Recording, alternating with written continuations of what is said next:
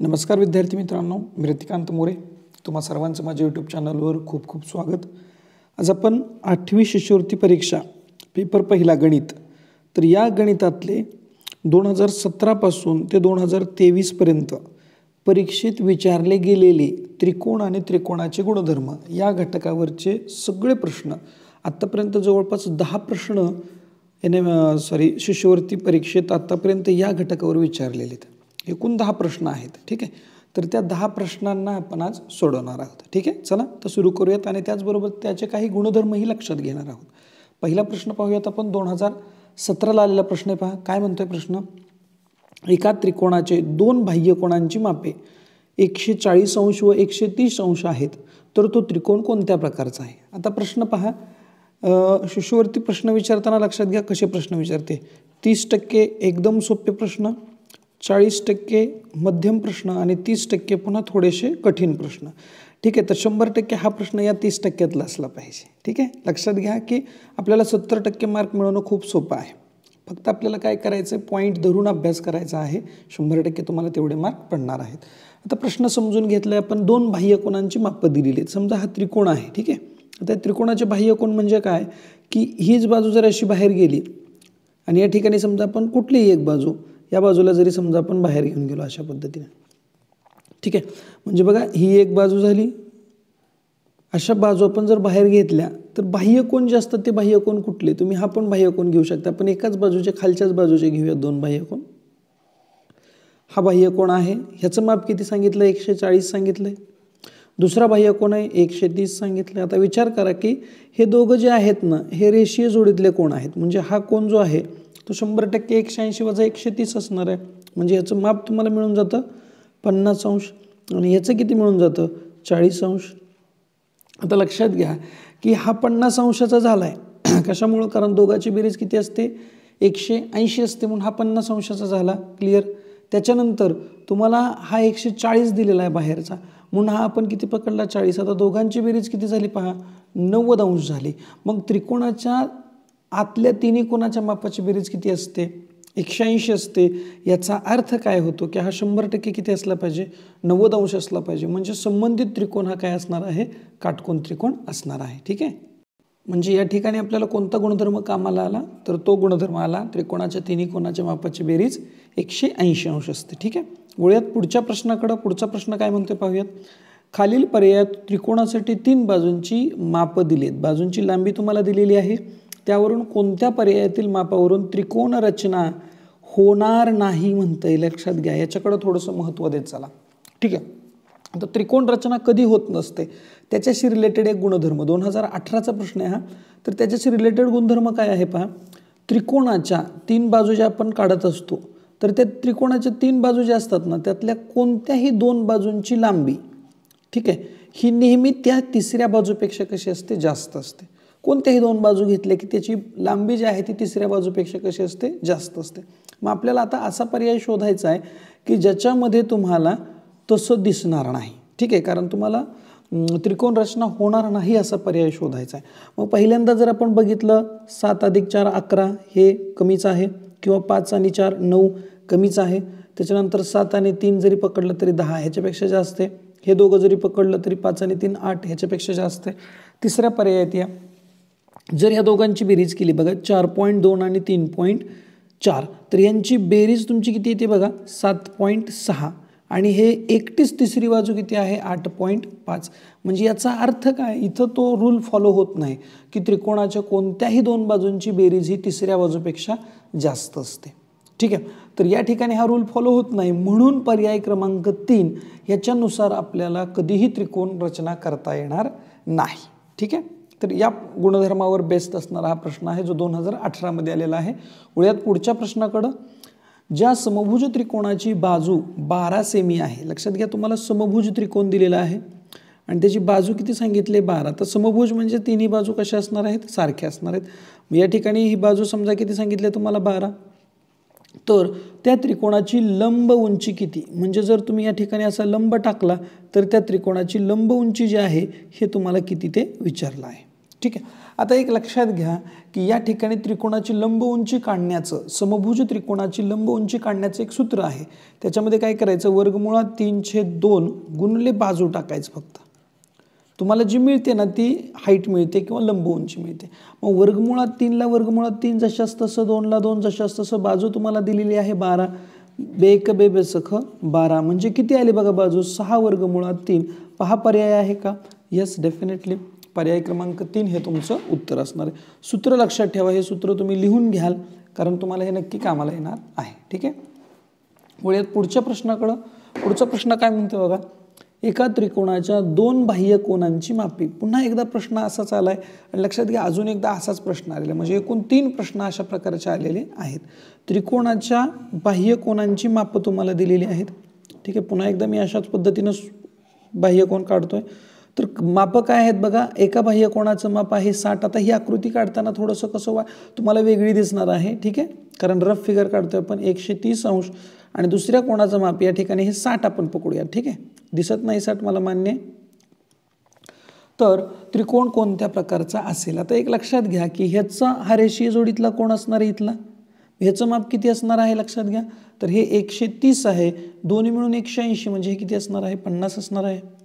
आता हा 60 आहे म्हणजे याचा रेषीय जोडीतला कोण किती असणार आहे, तर 110 असणार आहे. आता आपल्याला हा 120 असणार आहे, सॉरी. ठीक आहे, तर 120 माप निघालं तुम्हाला कशाचं, या आतल्या अंतरकोणाचं. मग आता हा 120 आहे, हा 50 आहे म्हणजे झालं 170 आणि हा किती असणार आहे मग 10 असणार आहे.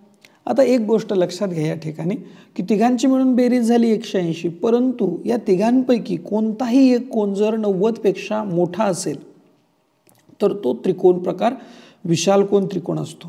ठीक आहे, म्हणजे याचा अर्थ काय, तर संबंधित त्रिकोण हा विशालकोन त्रिकोण असणार आहे. ठीक आहे, तर अशा पद्धतीने हा प्रश्न सोडवू शकताय. पुढचा प्रश्न पहा काय आहे, 2 एकरूप विषमभुज. बघा 2 एकरूप आहेत परंतु कसले, विषमभुज काटकोन त्रिकोण कर्णाच्या बाजूने जोडल्यास खालीलपैकी कोणती आकृती तयार होईल. 2 पर्याय निवडायचे आणि लक्षात ठेवा आपल्याला 2 पर्याय निवडण्यासाठी एकूण 20% प्रश्न प्रश्नपत्रिकेमध्ये येणार असतात. म्हणजे जवळपास 15 प्रश्न एका प्रश्नपत्रिकेत तुम्हाला येणार असतात की ज्याच्यात तुम्हाला 2 पर्याय निवडायचे असतात. ठीक आहे, तर या ठिकाणी तुम्हाला काय करायचं पहा की विषमभुज काटकोन प्रकारचे 2 त्रिकोण आहेत जे एकमेकांशी एकरूप आहेत. ठीक आहे, आता विषमभुज म्हणजे तिन्ही बाजू वेगळ्या. आता जर समजा आपण काटकोणाकडे गेलो तर काटकोणात आपल्याला माहिती आहे ह्या बाजूशी एकरूप ही असते, ह्या बाजूशी एकरूप ही असते आणि कर्णाच्या बाजूने जोडणं, कर्णसुद्धा वेगळाच असणार आहे ह्या दोघांपेक्षा. म्हणजे हे 2 काटकोन प्रकारात पण मोडतात. ठीक आहे, हे 2 त्रिकोण काटकोन 100% असतील कारण ते काय आहेत, आयतातले आहेत. ठीक आहे, आणि विषमभुज पण आहेत कारण ह्या बाजूला ही बाजू इक्वल नाही, ही बाजू इक्वल नाही, तिन्ही बाजू कशा आहेत, वेगवेगळ्या आहेत. म्हणजे ही बाजू वेगळी आहे तर ही बाजू वेगळीच आहे आणि ही पुन्हा त्यांच्यापेक्षा वेगळीच आहे. तिन्ही बाजू वेगवेगळ्या होतातच काटकोन त्रिकोण प्रकारात. ठीक आहे, म्हणजे हा पर्याय 100% बसणार आहे कारण त्यात 90 अंश असणार आहे.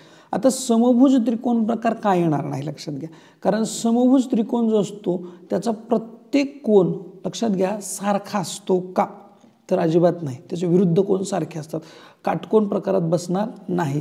त्याच्यानंतर समलंबता शक्यच नाही. पतंगात ते घडू शकतं. पतंग जर समजा अशा प्रकारचा असेल, ठीक आहे, तर हे पतंगात असं घडू शकतं. म्हणून या ठिकाणी आणि ही बाजू आणि पुन्हा हा जो लंब काढलाय तो वेगळा असणार आहे. ठीक आहे, त्याच्यामुळं ह्याचे 2 पर्याय जर बघितले तर पतंग आणि काटकोन चौकोन म्हणजे ज्याला आपण आयत म्हणतो हा सुद्धा पर्याय, हे 2 पर्यायाचे बरोबर असणार आहेत. 2021चा प्रश्न आहे लक्षात घ्या. नंतर वळूयात पुढच्या प्रश्नाकडे. 2021ला एकूण 3 प्रश्न आलेत. हा एक प्रश्न कसा आलाय पहा, आकृतीत त्रिकोण ABC व DCB. पहा ABC आणि हा पुढचा बाकीचा जो राहिलेला आहे तो म्हणजे कुठला, हा DCB.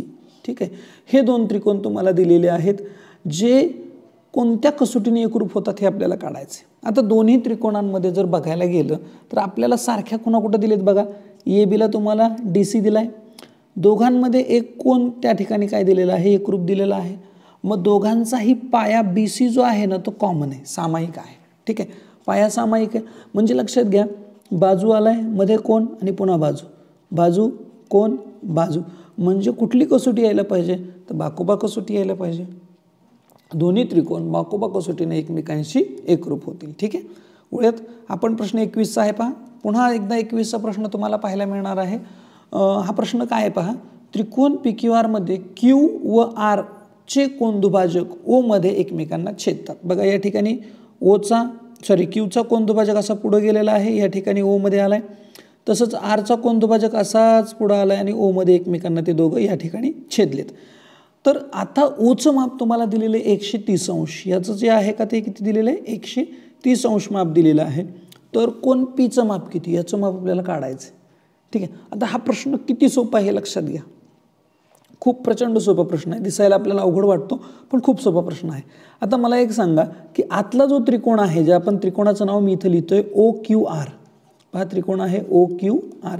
तर ह्या OQR त्रिकोणात जर बघायला गेलं तर तिघांचं मिळून बेरीज किती आहे आपल्याला खात्रीनं माहिती आहे 180 आहे. म्हणजे मी असं म्हणेल x अधिक y अधिक 130 बरोबर किती आहे 180 आहे. 100% आहे. का? कारण तिघांची बेरीज त्रिकोणाच्या तिन्ही कोणाच्या मापाची बेरीज किती असते 180 असते. मग आता आपल्याला फक्त x आणि y ची जर काढायची म्हटलं तर x अधिक y बरोबर किती येणार आहे 180 वजा 130. म्हणजे याचा अर्थ x अधिक y चं माप तुम्हाला किती भेटणार आहे 50 अंश भेटणार आहे. कोणाचं x आणि y चं. आता लक्षात घ्या हे कोनदुभाजक आहेत. मग x अधिक y बरोबर किती आहे 50 आहे. तर मी जर दोघांनाही दुप्पट केलं म्हणजे काय केलं 2x अधिक 2y केलं तर इकडे 50ची सुद्धा दुप्पट होईल म्हणजे ती किती होईल 100 होईल. म्हणजे याचा अर्थ हा एकूण कोन आणि हा एकूण कोन दोघं मिळून किती असणार आहेत 100 डिग्री असणार आहेत. मग मला सांगा Pचं माप किती असणार आहे. पुन्हा एकदा तोच गुणधर्म त्रिकोणाच्या तिन्ही कोणाच्या मापाची बेरीज 180 असते. ह्या दोघांनी मिळून 100 घेतलं म्हणजे P हा 100% किती अंश असणार आहे 80 अंश असणार आहे. पर्याय क्रमांक 3 तुमचं उत्तर असणार आहे. ठीक आहे. तर इतका सोपा प्रश्न आहे. दिसायला आपल्याला थोडासा अवघड वाटतो. तर 2021 मध्ये तुम्हाला एकूण 3 प्रश्न या घटकावरती आलेले आहेत. उद्या पुढच्या प्रश्नाकडे 2022चा प्रश्न आहे पहा. प्रश्न काय म्हणतोय एका त्रिकोणाच्या पुन्हा एकदा तसाच प्रश्न आहे जो आपण सोडवला याच्या आधी. त्रिकोणाच्या दोन बाह्य कोनांची मापे अनुक्रमे 115 अंश व 117 अंश आहे. तर त्रिकोण कोणत्या प्रकारचा असेल. आता पहा 115 आणि 117 म्हणजे समजा या ठिकाणी आपण हा 117 पकडला आणि हा इकडचा समजा आपण 115 पकडला तर तुम्हाला काय करायचं आंतरकोणाची मापं काढून घ्यायची. ठीक आहे. तर 115 म्हणजे किती राहतं माप इथं 180 वजा 115 जर केलं तर तुमचं मला वाटतं 65 राहील. ठीक आहे. आणि इकडे हे किती राहणार आहे तर हे राहील तुमचं 63. मग याचं जर माप तुम्ही काढलं तर याचं माप किती येणार आहे जे पण येईल पण 90 पेक्षा नक्कीच लहान येणार आहे. लक्षात घ्या. कारण ह्या दोघांची बेरीज किती होती 128 होते. मग 128 म्हणल्यावर किती कमी पडतंय 52 कमी पडतंय म्हणजे या ठिकाणी हा किती असेल 52. मग त्रिकोणाचे तिन्ही कोन जर तुम्ही पाहिले तर त्रिकोणाच्या तिन्ही कोनांमध्ये कोणताही कोन 90 किंवा 90 पेक्षा जास्त नाही. म्हणजे तो काटकोन पण नाही आणि तो विशाल कोन पण नाही. तो 100% काय असणार आहे लघुकोन त्रिकोण असणार आहे. ठीक आहे. अशा पद्धतीने हा प्रश्न तुम्ही सोडवू शकता. नंतर वळूयात पुढच्या 2023ला गेल्या वर्षी आलेला प्रश्न आहे पहा. काय प्रश्न आहे तर 2023 मध्ये आपल्याला 2 प्रश्न आलेले आहेत. त्यातला हा पहिला प्रश्न काटकोन त्रिकोणामध्ये शिरोलंब संपात बिंदूचे स्थान कोठे असते. ठीक आहे. किती सोपा प्रश्न आहे पहा. काटकोन त्रिकोण आपण काढूयात या ठिकाणी आणि तुम्हाला विचारले शिरोलंब संपात बिंदूचं स्थान कुठं असतं म्हणजे लंब संपात कुठे येऊन मिळतात. तर या ठिकाणी हा एक शिरोबिंदू आहे, हा एक शिरोबिंदू आहे आणि हा एक शिरोबिंदू आहे. आता जर आपण लंब काढला तर या ठिकाणी हा सरळ असा जाईल. याच्यातला काढलेला लंब या ठिकाणी असा येईल आणि याच्यातून काढलेला लंब असा येईल. म्हणजे तिघंही कुठे एकत्र आलेत तर या ठिकाणी एकत्र आलेत या बिंदूला. म्हणजे कुठं तर ज्या ठिकाणी काटकोन होतोय त्या ठिकाणी ते तीनही शिरोलंब एकत्र येत आहेत. म्हणजे जर समजा काटकोन त्रिकोण असेल तर शिरोलंब संपात बिंदूचं स्थान हे कुठं असतं तर काटकोन करणाऱ्या शिरोबिंदूवर असतं. आणि हा जर समजा लघुकोन त्रिकोण प्रकार असेल तर लक्षात घ्या त्याचं स्थान जे असतं ना ते अंतर्भागात असतं. ठीक आहे. या ठिकाणी. आणि जर तोच विशाल कोन त्रिकोण असेल तर या ठिकाणी तुम्हाला तो बाहेर कुठंतरी एकत्र आल्याचं दिसतं, म्हणजे बाह्य भागात असतं. म्हणजे लक्षात ठेवण्यासारखी गोष्ट आहे. लघुकोन त्रिकोण असेल तर अंतर्भागात, काटकोन त्रिकोण असेल तर शिरोलंब बिंदूमध्ये, आणि जर समजा विशालकोन त्रिकोण असेल तर बाह्य भागात. अशा पद्धतीनं शिरोलंब संपात यांचा एकाच ठिकाणी संपात होतो किंवा ते एकाच ठिकाणी येतात, एकत्र येतात.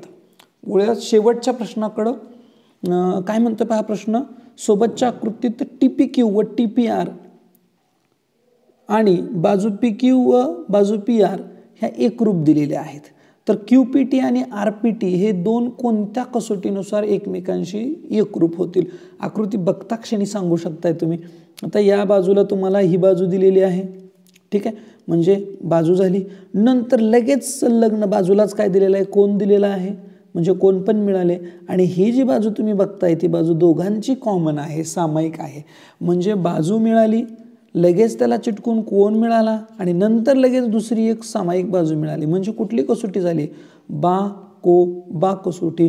म्हणजे पर्याय क्रमांक 1 हे तुमचं उत्तर असणार आहे. ठीक आहे. तर अशा पद्धतीचे प्रश्न त्रिकोण आणि त्रिकोणाचे गुणधर्म या घटकावर आत्तापर्यंत 2017 पासून ते 2023 पर्यंत विचारलेत. आय थिंक या 2017 ते 2023 पर्यंत असा एकही प्रश्न दिसत नाही की जो खूप अवघड आहे. ठीक आहे. त्यामुळं अगदी सोपे प्रश्न तुम्हाला या घटकावरती विचारलेले आहेत. आय होप की हा व्हिडिओ तुम्हाला नक्की आवडला असेल. आवडला असेल तरच लाईक करा, शेअर करा तुमच्या मित्रांबरोबर, आणि चॅनलवर नवीन असाल तर प्लीज सबस्क्राईब करा. ओके.